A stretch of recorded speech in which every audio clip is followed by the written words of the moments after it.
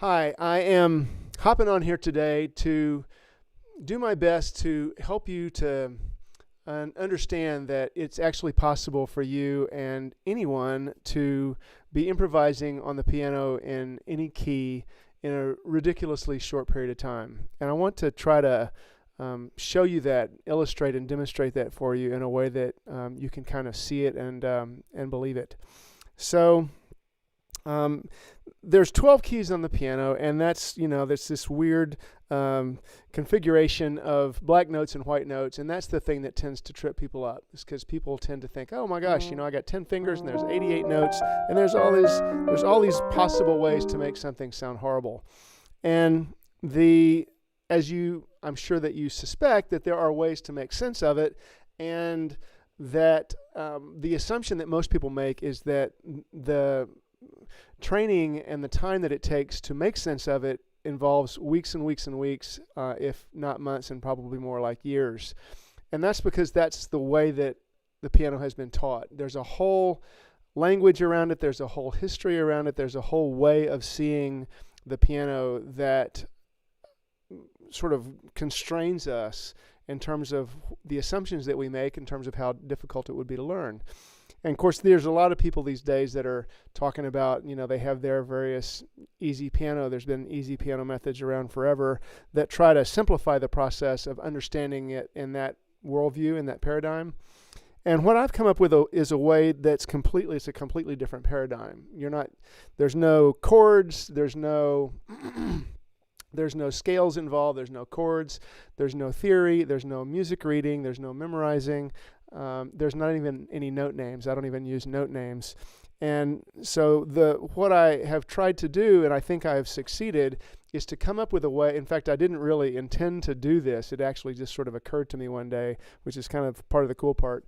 But it occurred to me that I could show people this thing that I'm going to try to illustrate here a little bit, at least the implications of it. So there's 12 keys. And you may know that one of the keys is just all the white notes. And so, we may... I haven't been practicing my scales. So if you are just playing if you're just playing the white notes, then it'll generally sound okay.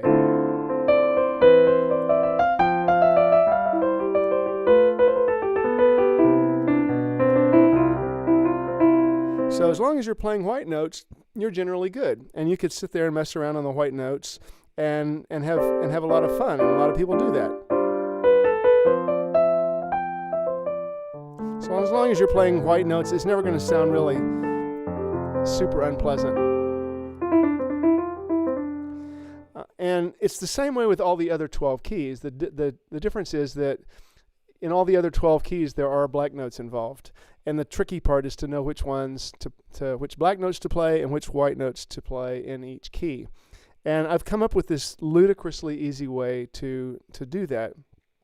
And so, for example, in what I call the key of 3 sharps, those are the notes you play. And so as long as you know that those are the notes to play, you can see that in your head, and you can feel it in your fingers, then that just becomes just as easy to play in that key as it is to play in all white notes. And so then you can...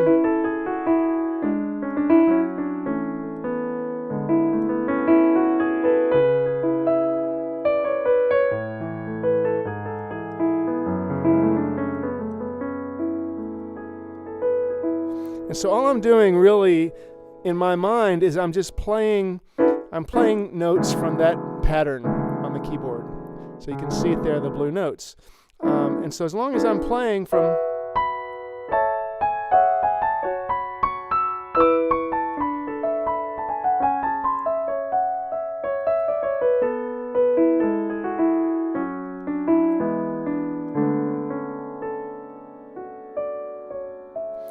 And from there, I'm just wanting to play something that's musical. And I think that musicality is something that we all share. We all have musicality. And we all have preferences. We all have our musical preferences. And so that's basically what our musicality is an internal connection to our preferences, and you're really listening to just something that you would like to hear, and so then you just play the thing that you would like to hear. So as long as you're not worried about playing notes, playing the wrong notes. Now I'm in 4 sharps.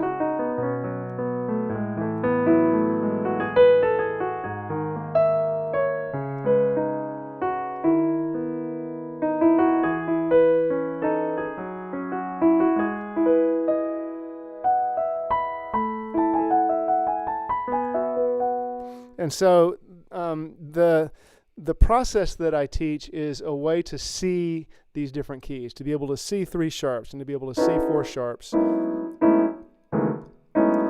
and then to be able to see 3 flats, and to see the notes in that key, in the key of 1 flat, and to just be able to go right to it, and then.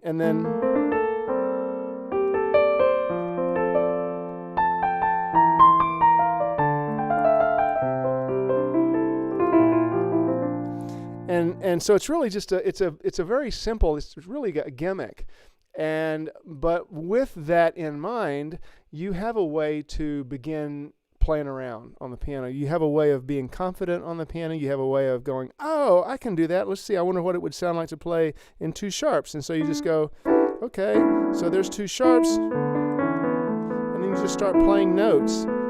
And actually, in my deeper work, I encourage people to not just sit there and randomly hack at notes, because that's not ultimately satisfying. What you want to do is to play something that you can connect with and that you can have some element of control over, agency, and decision making going on. So you're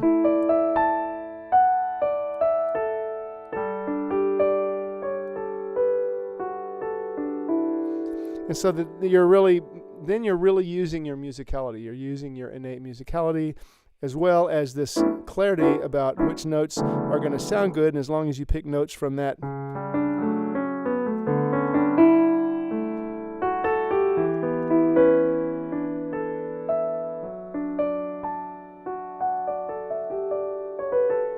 It doesn't mean that it's always going to sound completely harmonious, because there are notes in that key that those 2 notes are both in that key. So if you're playing those 2 notes together, sometimes that can sound a little bit wonky, but I kind of like that sometimes. Sometimes it's really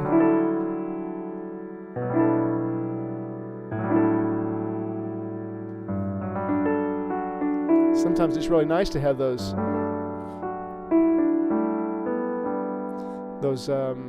edgy sounds in there. It adds richness, and so I hope this is helpful in helping you to just see that the possibility of this course that I am teaching, that this way that I teach piano improvisation, is actually something that anybody could do, and it's actually just profoundly life-changing. In fact, I was going to say game-changing. And then it just goes right into life-changing, because it has certainly changed my life to really connect to the piano and to really find ways to engage with it and develop a relationship that's warm and friendly, instead of fraught with just nervousness or fear or self-judgment and doubt and trepidation, because none of us want to embarrass ourselves. None of us want to play something for ourselves, even if it's just ourselves, that isn't sonically interesting or beautiful or engaging or satisfying. Nobody wants to just play something that sounds like noise, and it's not fun to do.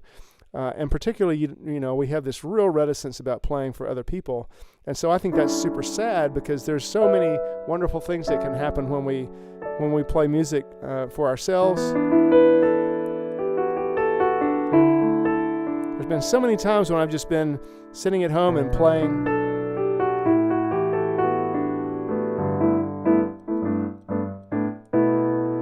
and come up with something I haven't played before.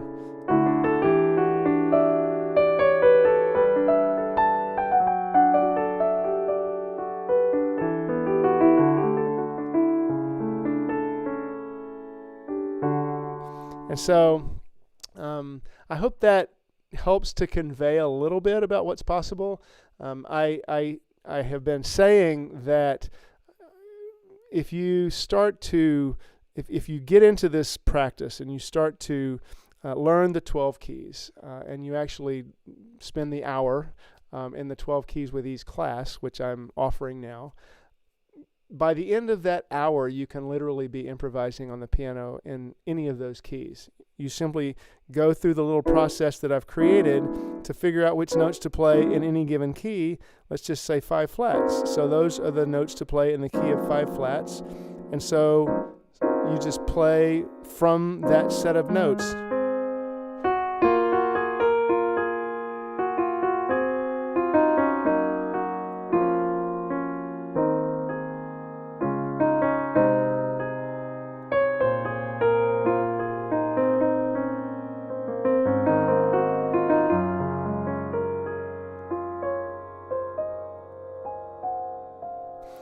And from there, you're just playing. You're just you're goofing around.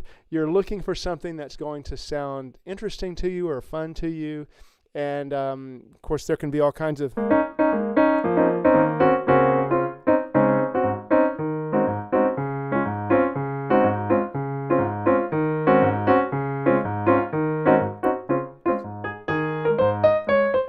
You can just go to energetic places. You can go to sweet, soft, lovely places. You can go to dark places, and from there it's just creative mucking around. And so I have been delighted by the prospect of being able to give something to this amazing world that is something that can make anyone more connected with themselves, more connected with their creativity, more connected with their possibility and potential. And in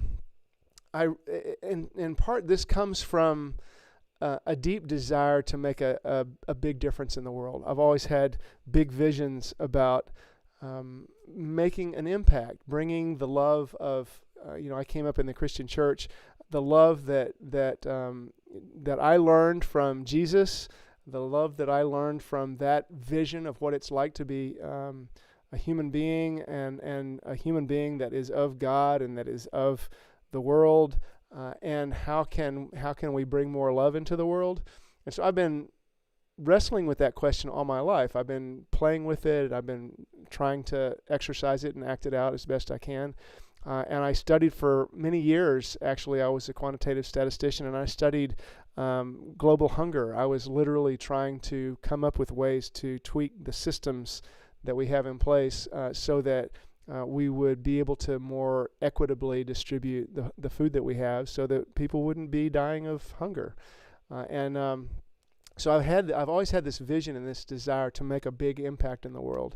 And this is what I've finally come up with as a way to actually, one by one, soul by soul, to help us each to connect with that deep, inherent, authentic selfhood, which I believe is that this foundation of love, this foundation of whatever it was that created us. When we can connect with that, then we're bringing the best of who we are, and with that, I think we have the most likely possibility of dealing with the problems that we're facing and working through the difficulties and the differences that we're experiencing, and to actually be the loving humans that we're capable of being. And so this practice is, yes, it's about being able to sit down and play the piano, which is awesome, but it's also about learning how to navigate the unknown. It's about learning how to step into the next moment, even when you don't know what you're going to play, but to come up with something that you find musical and that you find is an authentic expression of who you are, and you're paying attention to what it is that you're playing or saying, and being present, being fully present in the moment, in as many moments as possible. And so I hope that's helpful. I've been going on a bit. It's about 15 minutes in, so I was really going to make this about 6 or 8. So there I go again, going on longer than I expected. But anyway, I hope this is helpful, And please leave any questions or comments in the comment section, because I would love to engage in a dialogue, and I'd love to take some of your comments and maybe apply that in another video that I do here in another couple of days. If you know somebody, if you or somebody that you know might enjoy engaging in a practice like this, I encourage you to check out danielbarber.com. There is there's a banner at the very top that takes you to a page that goes into a little bit more about what I call the 12 Keys with Ease class. And that class is going to be open for another week, a little over a week from now. It closes on midnight, the 24th of December, on Christmas Eve when Santa arrives. And then we'll do the class, I think that either probably that next Sunday or Monday, or maybe Sunday and Monday, so that whoever takes it will be able to improvise in any key by the end of the year. And so I'm super excited about that. And if you're interested, go check out danielbarber.com and leave a question or two in the comments, and I'll look forward to seeing you again soon. Thanks so much.